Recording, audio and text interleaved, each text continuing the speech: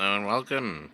Today we will explore the health effects of electromagnetic energy and ways to improve them, uh, their use and construction, and how to prevent electronic assault. So, inductors are one of types of three types of electrical components that exist besides semiconductor technology, including resistors, capacitors, and inductors.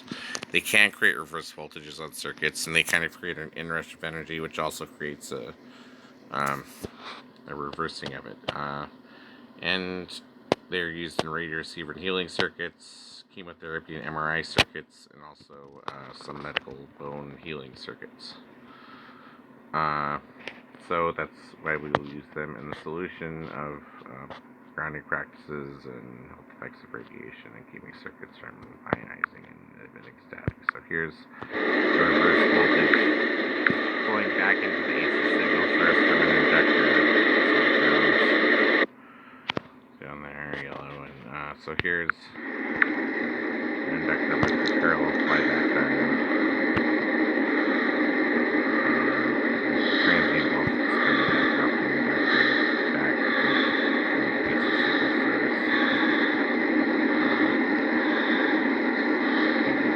And here's the way that the series inductor where the negative voltage is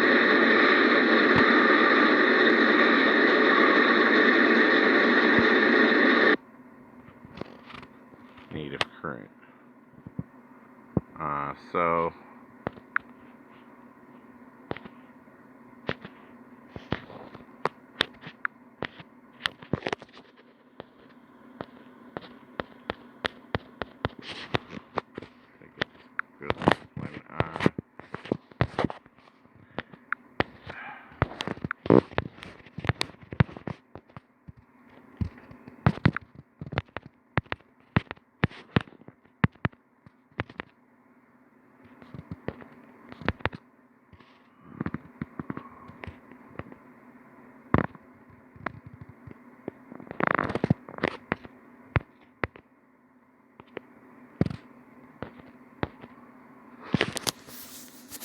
So we'll just go on to the next slide here. So stray voltages are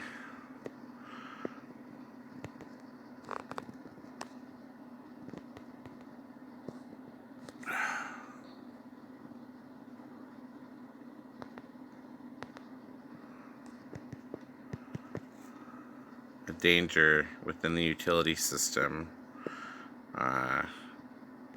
Power lines constantly leak. Here's the story of a woman who was killed by a stray voltage on a metal sidewalk plate. The utility infrastructure needs to be improved and maintained in the best possible way to ensure public safety. So this is from an electrical business magazine. So Jody's father sued the electric utility and created a public safety fund, and they mapped the stray voltages.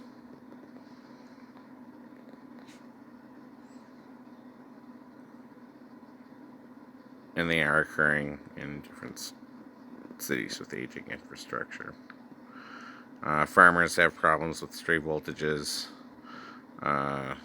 Whether mineral metals in the soil can cause stray voltages. Different strange factors can cause stray voltages. The farmer had 5 different electricians who could not solve his problem until a data logging system was installed to monitor different things, and the one that solved it. So that the stray voltages can decrease the output of their farm by ruining the animals' health and things. And the crops and stuff. Tesla believed in wireless energy transfer, wireless transmission of energy. And it is something within physics that is possible, and resonant frequencies of different random things, and operating frequency harmonics of a cell phone, and other things that actually exist that are properties of physics that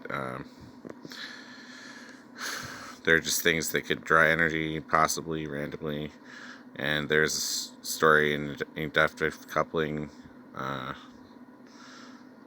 forums and stuff where a farmer had a high voltage wire and stole energy with an inductor and got caught. So, yeah, people could do that for mining Bitcoin, and it's just something that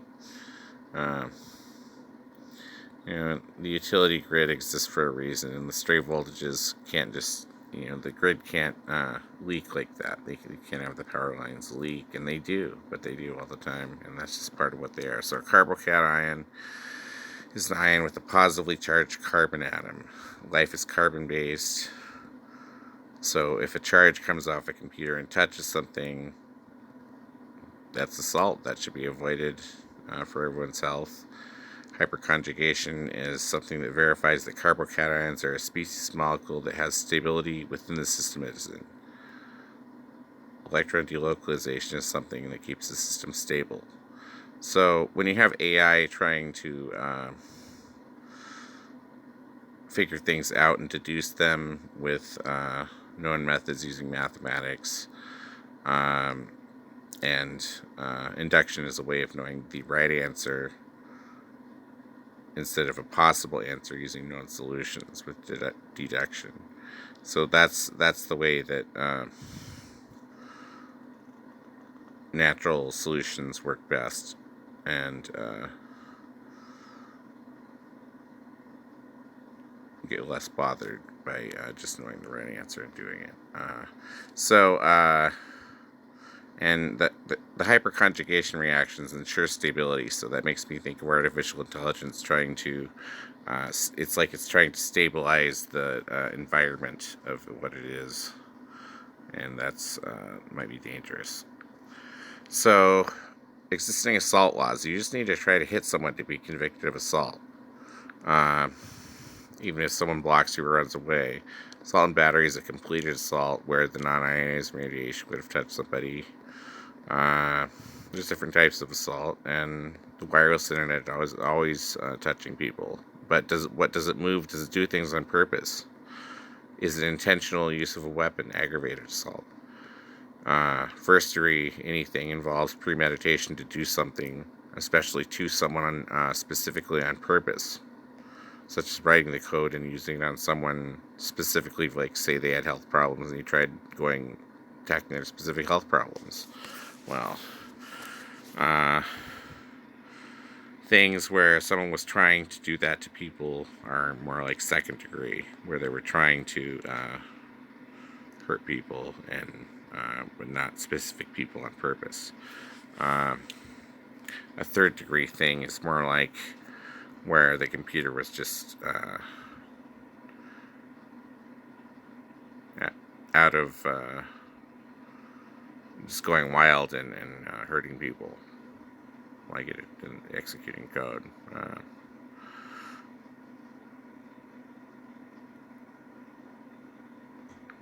And that might not have been the intent of the people that wrote the code. So, ionizing radiation removes electrons from physical things, electric circuits, and wiring by emitting non-ionizing radiation. But it can heat things like food in a microwave, and some types of modulation, like have a destructive effect on cell tissue, which is basically like what happens to food in the microwave. So if you've ever kept your phone in a certain pocket for a long time, you'll understand that that's basically what happens. Non-ionizing radiation health effects leads to more burns and stuff. And the World Health Organization released a statement that added RF fields to being classified as possibly carcinogenic. And but RF causes cancer, really. So that means things within broadcast radio reception range, like any plant cells or anything, could have biological damage from being near the wireless internet or radio broadcast network. So there could be electrical fields from industry, transportation hubs, traffic. Those could cause stray voltages, drag them off power lines with the traffic and push them on things.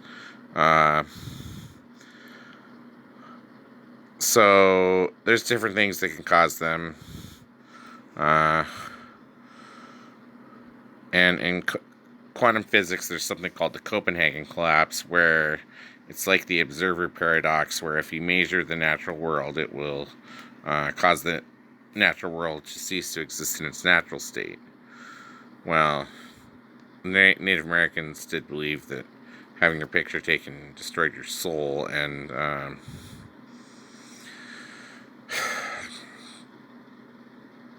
digital cameras could might be dangerous, might have been dangerous.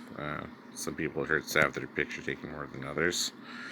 UW researchers were suppressed by the cell phone industry, who discovered that this type of RF can cause DNA damage. And that was in the 90s. They kind of wargamed his research, and he lost funding and left the field. And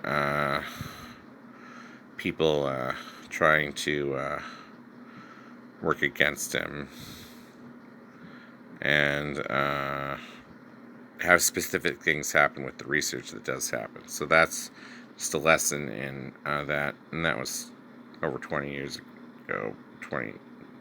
But still something that happened. So the health aspects of working with visual display terminals found that eye strain, sore irritated eyes, and other visual disturbances are caused by terminals, use of visual display terminals. In 50% of people, it was something that happened. 50% of people were affected by it. So Dr. Bill Guy was a UW research scientist. He was a former president of the Bioelectromagnetic Society. This is a piece from his obituary.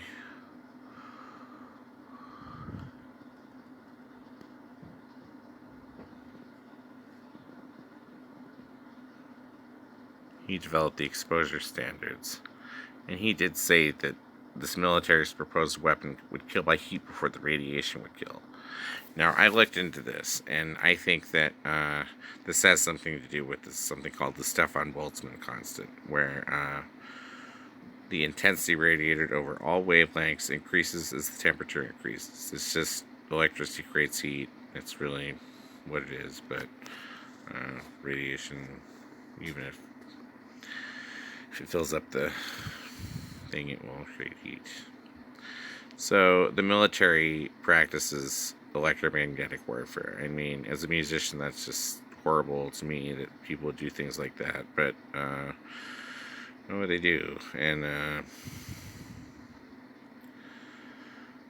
some of it's normal emission control. That's a nice thing that we can imagine they do to try to keep bad things from happening. But spectrum management is another thing the FCC does. There's different things that are good. There's also a lot of unethical things that the government's done by bothering people with electromagnetic fields. And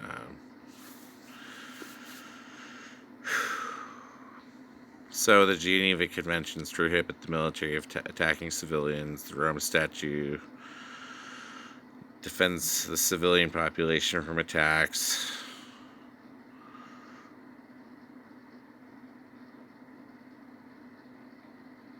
The United States doesn't follow the Geneva Conventions. The brain has a certain amount of electrical power, so does an individual neuron, which is less than a Wi-Fi router. These two electric fields oppose each other and leave a charge at the surface of where the charges meet. This is called electrostatic induction. So when is software assault? Malware can make your computer just feel horrible. Computer code can keep executing, doing all sorts of different things. Wiretaps are a felony. And they can be done to commit assault and to commit harassment. And there's privacy violations that can go along with that. And the energy can touch people. And software can be programmed to do just about anything. So computer security is important.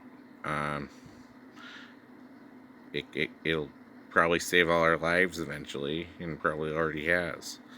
But it needs to keep being maintained, just like the utility infrastructure for things. And once they get into something like an audio bus, it's not just changing around your computer files or keeping you from typing or making you make typos. It's playing around with the spectrum, and that can be a lot of malicious, premeditated things. So, some of the worst people who have ever practiced science in history, people who, when rogue nations have, like Iran, they just have a few grams of uranium metal and we sanction them. North Korea has giant missiles now, and we sanction them too. And we think that they can't do normal things because they have such scientific programs. So, and nanotech's taught in the university. So, what does that mean? It means that we actually have to sanction scientists that have knowledge of things that can compromise normal people and keep them away from civilian society. Even though the CIA had hired Nazi scientists after World War II. So, if electromagnetic energy can heal, why doesn't it? Bone shrinkage and growth can happen with the electric fields. The next few slides are on some medical studies on electromagnetic energy and its role in bone formation and deformation. But there's nothing uniform about the fields. They oppose each other. It's not going to go one way or the other. Harmony is the opposite of dissonance or opposition of non-structured unharmonic things. So that random data noise, if we could actually have the wireless internet be a transmission protocol of harmony and not just nasty sounding stuff, noise and static, hopefully it would be better, feel better to live around. So pulsing electromagnetic field treatment took about 5 years, and 85% of the patients were healed by the pulse electromagnetic fields. External coils on cast or skin. They're used with external inductor coils.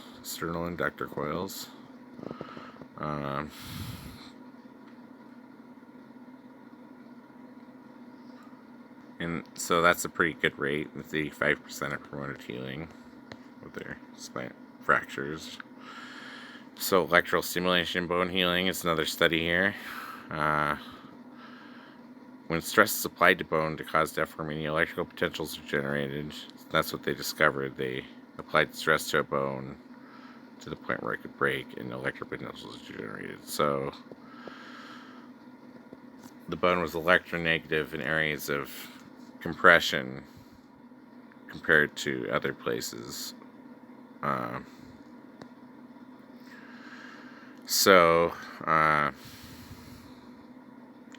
In electrochemistry, there's two different things. There's oxidation, and our skeleton oxidizes when we age. But there's also reduction, and that's the opposite of oxidation. So we can see those positive and negative electrochemical potentials stimulating healing, and two different ways of bone healing. So what can be done about circuits emitting radiation? At ground is a reference potential, and electrons sink. Electricity always sinks ground. If it's not plugged into the wall, it probably just has a metal plate that's supposed to sink the electrons. Inductors are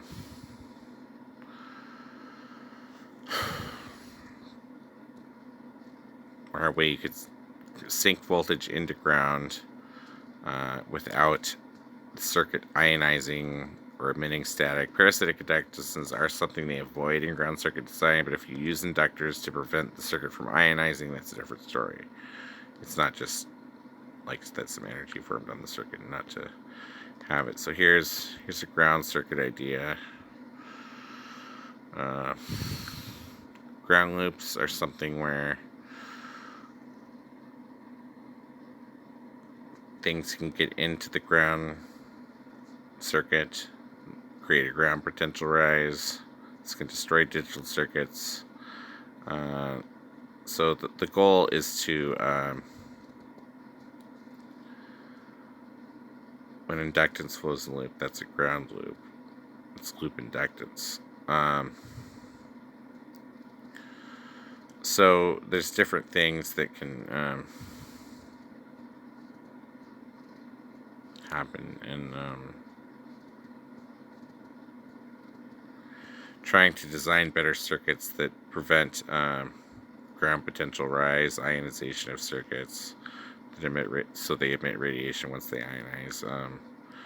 It's just important to try to develop new standards. So the IEEE has grounding standards, the Standards Commission, and hopefully I'm trying to create a new standard with some of these circuits I'm designing in this software here. You can see all the energy converging into 4 points right towards ground. It's kind of interesting. That was really interesting to see it all converge in there and go towards ground. So that was kind of what one of the goals was of designing this type of thing.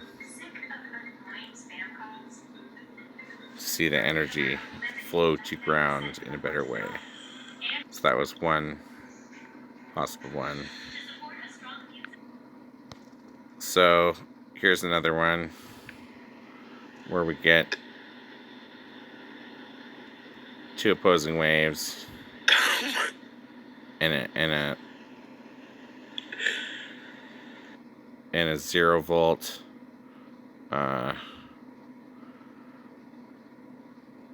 placed between the two opposing waves. So three-phase power is how electricity is transmitted. So it's 280-degree opposing waves, and 0 volts is that a 90-degree offset of the 280-degree opposing waves.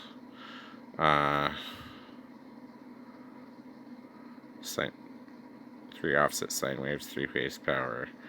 So maybe this could remove RF radiation. You could have the two opposing waves meet, maybe with an arbitrary signal generator, and neutralize them into 0 volts.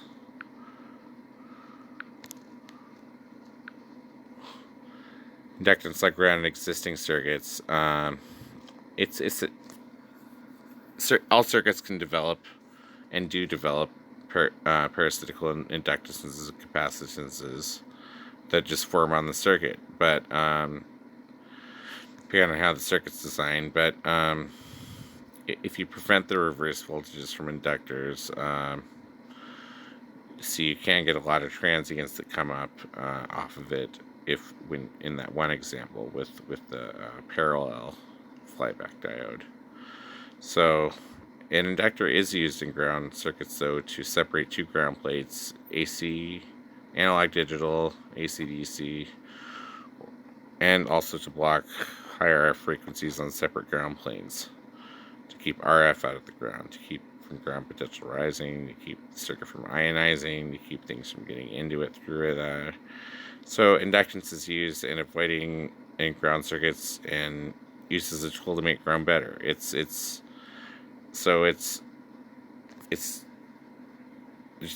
two things to it. It can be used. It's a type of energy to avoid, and also that can make it better depending on how the circuit's designed. So that's what we could hope with designing these circuits. There's another one where there was a 0 volt sent to ground from the two opposing waves separately from where they happen.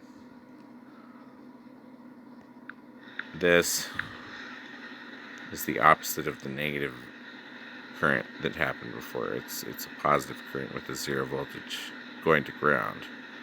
So that's how you might think a regular circuit might operate, like a regular DC circuit.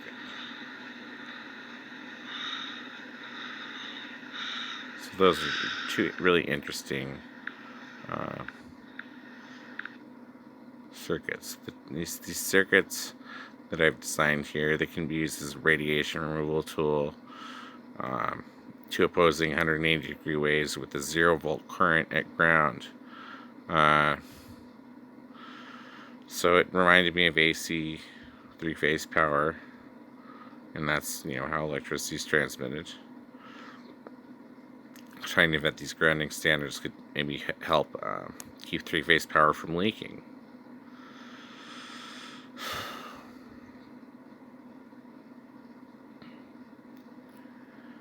So there's hope that I have that these circuits can be used on antenna to remove radiation by creating a 0-volt current of opposing waves.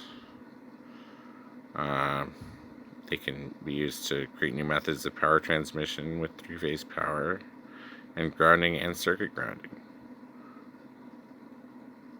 that are novel as far as I know, because they're circuits I just designed that I don't know have any precedent anywhere else that I know of. Maybe give cleaner energy, keep appliances from radiating energy, and it could improve circuit life by circuits not emitting, by not ionizing and being destroyed through that energy by having a better ground path.